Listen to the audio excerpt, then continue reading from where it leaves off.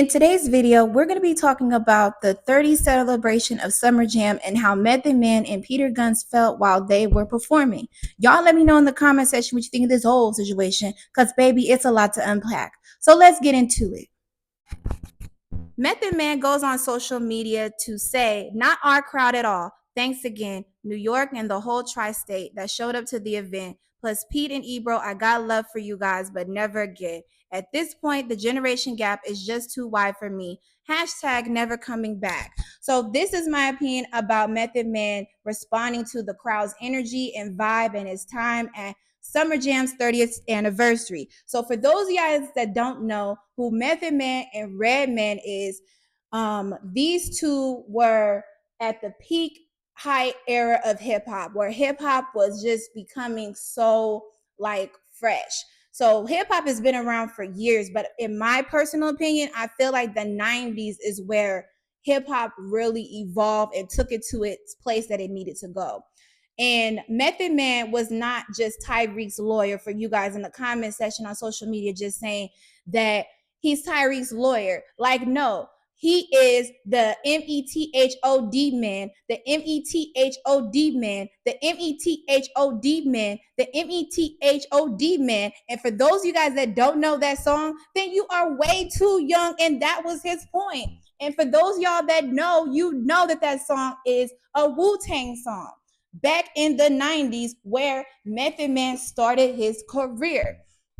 As well as Redman is not only a DJ, but he is a rapper. And he was also on this show. And I know I'm telling my age when I say this. Redman was on a show called MTV Cribs. And when I was a child, I was so curious to see how Redman was living. Redman was still in the hood, and his doorbell was not even working.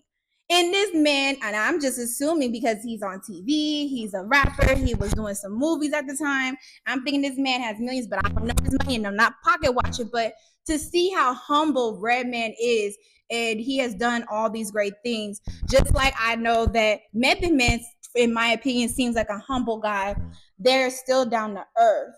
So, and for those of y'all that don't know too, fun fact, Redman and Method Man were the rap version of the Pixies on the Fairly Odd Parents.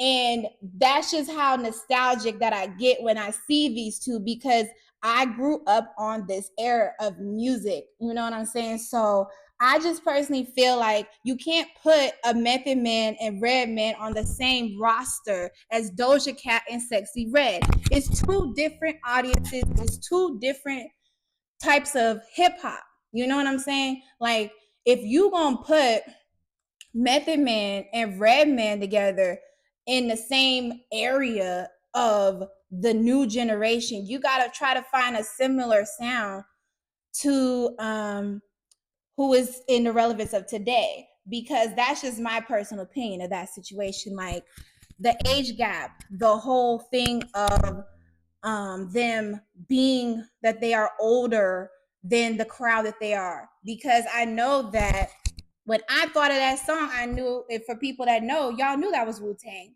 And if you're not a big 90s, early 2000s person that loves hip hop, that remember the vibe, the Source, the King magazines, and if you don't really know that journalism of hip hop, where you had to wait for the magazines or get an exclusive on TV with 106 in Park, or the Rap Basement with Big Tigger, of Rap City, when you don't know those types of things, like even with Freddie, with Fabulous Freddie, when he did his MTV thing, like, if you don't know that type of journalism in hip hop, and you can only get exclusive that way, whereas in today's society, you could just record a video and you see what the celebrity is. There is no type of mystery, there is no type of like privacy anymore. You had to wait until you seen it on the news, read it in a magazine or TV.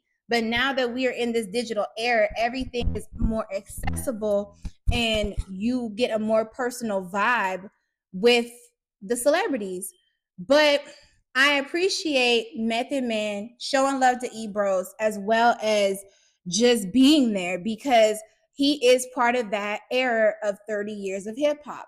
So I understand why they chose them to come, but I just personally felt like if you're gonna put a big generation gap with people in hip hop, you have, in my opinion, you need to put people that are like the same. You know what I mean? Like you gotta find the people that are similar or emulate those type of guys. But you gotta also remember that there will never be a Wu-Tang. There will never be a Redman, Method Man. There will never be a Little Kim.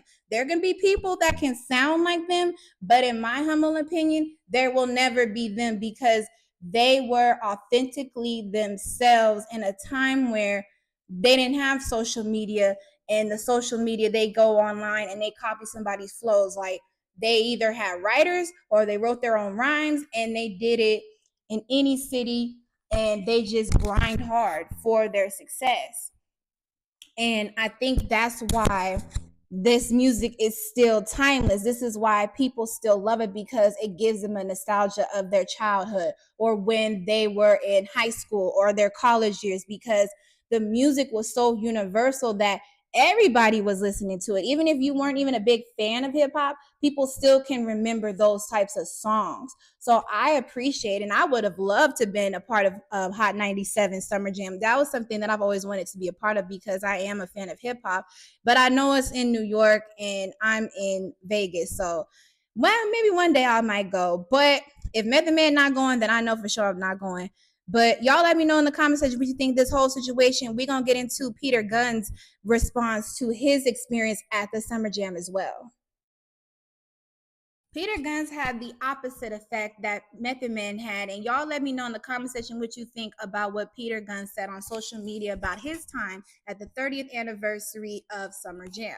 Peter Gunz goes on to social media to says, "Thank you, Hot 97. I'm never aging out of that stage, no matter what, Method Man. We built that stage." A commenter by the name of Winters.Erics went viral with his comment by saying, "Need more than one song." Peter Gunz responds to his comment and says, at Winters.Eric, "No, I don't made millions off one song. You need one." So let's just dive into what Peter Gunz has said, and I'm giving my opinion. Y'all give yours in the comment section. So this is my thing about Peter Gunz. I think people just think of Peter Gunz as that man that embarrassed Amina and Tara on Love and Hip Hop. But Peter Gunz, before he was on TV, is a hip hop artist. He made millions off of one song, a song that is still popular till this date, that is over 20 years. So that just tells you that if a song has that type of nostalgia that I've mentioned, that has that type of flavor, that has that type of vibe that people can still think of and can remember and recite and play it like it just came out yesterday, then to me, in my opinion, you are successful. There are a lot of one-hit wonders that people still play their songs on the radio, and they might not be getting the big booking deals, but whatever deal that they get on a stage, they're grateful for because they know that their audience is still supporting them. So that is to say this.